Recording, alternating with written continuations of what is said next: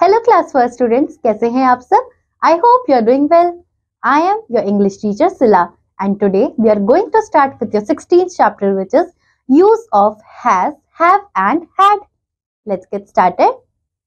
Has and have are used for the present time. Has और have को हम present time में use करते हैं.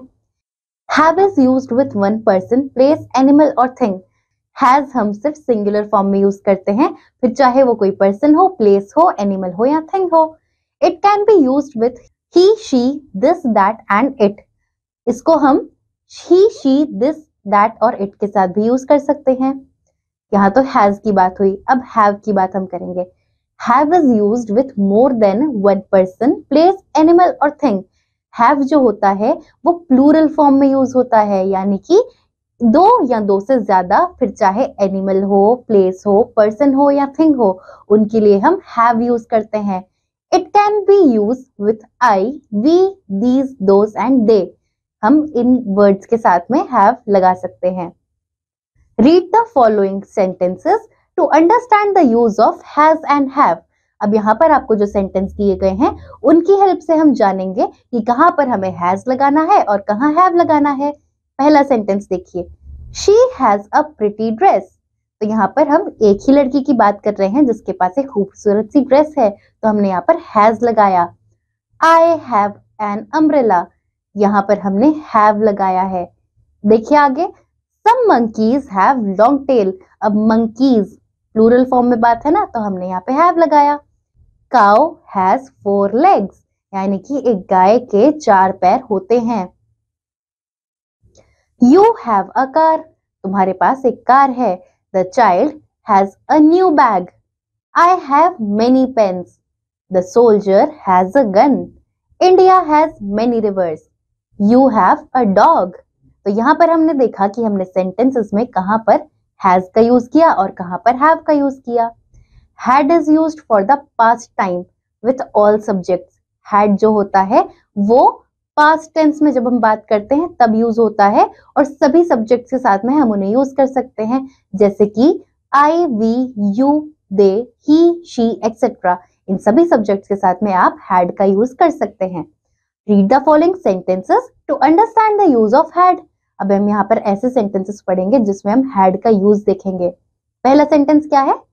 You had a white shirt, यानी कि तुम्हारे पास एक व्हाइट शर्ट हुआ करती थी. We had many chairs. I had a car.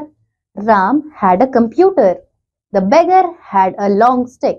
तो ये सभी past tense वाले sentences हैं, यानी कि इन sentences में कहीं पे भी present या future की बात नहीं की गई है.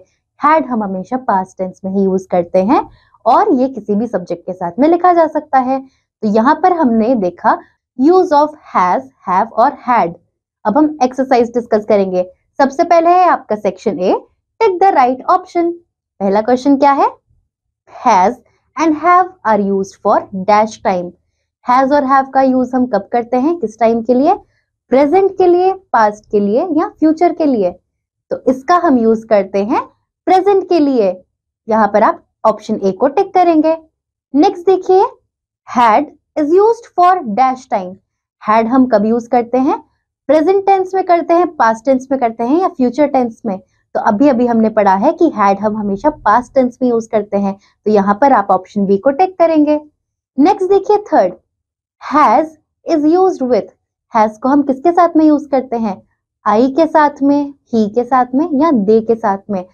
तो हैज हम ऑप्शन बी ही के साथ में यूज कर सकते हैं, तो आपको ऑप्शन बी को टिक करना है. फोर्थ देखिए, have is used with. Have को हम कैसे यूज करेंगे? ही के साथ में, इट के सामने या दे के साथ में? तो हैव को आप दे के साथ में यूज करेंगे क्योंकि दे और हैव प्लूरल फॉर्म में यूज हो सकता है, होता है.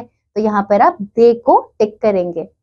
नेक्स्ट देखिए section B, fill in the blanks with has और हैव. तो यहाँ पर आपको ब्लैंक्स फिल करने हैं. जहां पर हैज आएगा वहां हैज लिखेंगे, जहां हैव आना चाहिए वहां हैव लिखेंगे.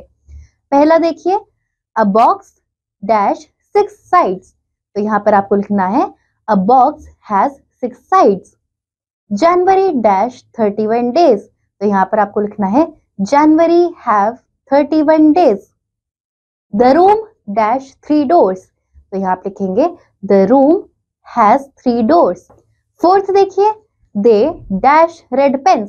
अब यहाँ दे कहा है तो यहाँ पर सब्जेक्ट जो है वो प्लूरल है, तो यहाँ आप लिखेंगे they have red pens.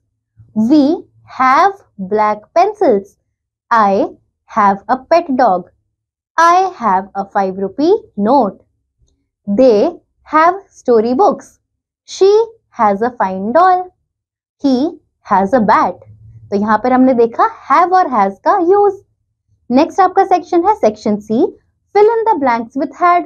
यहाँ पर आपको इन सभी ब्लैंक्स में had लिखना है क्योंकि ये सभी पास्ट टेंस में बताए गए हैं. The cat had 2 kittens. You had a black dress. Guava had many seeds. I had a beautiful watch. They had a new car. तो यहाँ पर हमने had का यूज देखा. नेक्स्ट देखिए section D, answer the following questions.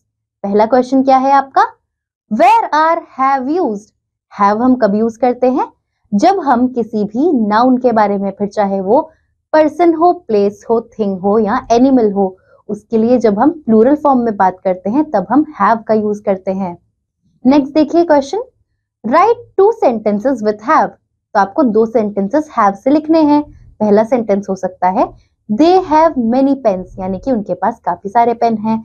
उसके बाद में एक और आप बना सकते हैं a month have 30 days, यानी कि एक मंथ में 30 दिन होते हैं, या 31 डेज भी, जैसे भी आप लिखना चाहें.